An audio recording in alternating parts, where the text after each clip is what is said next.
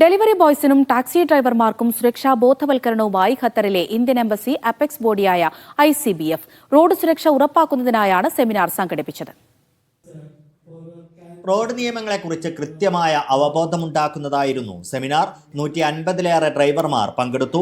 Indian embassy first secretary ഐഷിങ്കാൾ മുഖ്യാതിഥിയായിരുന്നു. പ്രവാസി സമൂഹത്തിന് ഗുണകരമാകുന്ന ഇത്തരം പരിപാടികൾക്ക് പിന്തുണ നൽകുന്ന ഖത്തർ ആഭ്യന്തര മന്ത്രാലയത്തിന് അദ്ദേഹം നന്ദി പറഞ്ഞു. ICBF പ്രസിഡന്റ് ഷാനവാസ് ബാവ അധ്യക്ഷത വഹിച്ചു. ഡെലിവറി സമയം കൃത്യമായി പാലിക്കുവാൻ ഡെലിവറി ബോയ്സ് നേരിടുന്ന സമ്മർദ്ദം അപകടത്തിലേക്ക് നയിക്കരുത്.